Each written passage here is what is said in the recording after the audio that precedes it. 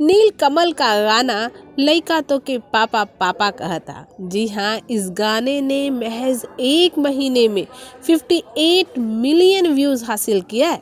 जी हाँ, और ये गाना लोगों को बहुत पसंद आ रहा है और इस गाने की कामयाबी को नील कमल के साथ साथ इस गाना सभी लोगों ने मनाया और बहुत ही बम्पर पार्टी की गई। साथ ही नील कमल के यूट्यूब चैनल ने 1 मिलियन सब्सक्राइबर भी क्रॉस कर लिए हैं। इस पर भी एक बहुत बड़ी पार्टी की गई।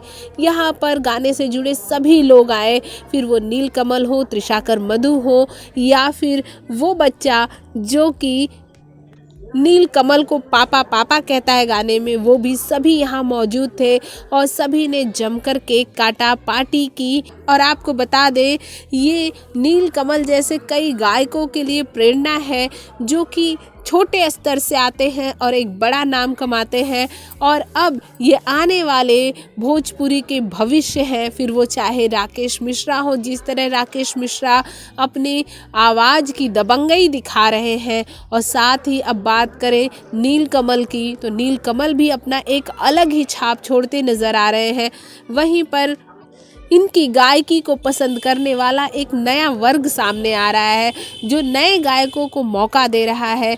फिर अब शायद पब्लिक पवन खेसारी, निरहुआ और रितेश जैसे कई कलाकारों के बजाय और किसी को सुनना पसंद कर रही है। भोजपुरी इंडस्ट्री के लिए एक अच्छी खबर है कि इसके बाद वो सोच रहे थे कि कौन कौन आएगा भोजपुरी इंडस्ट्री में, तो अब एक ये जो नई पौध आ रही है एक अच्छे अच्छे गानों के साथ जो लोगों को एंटरटेन कर रही है, ये सभी के लिए अच्छा है।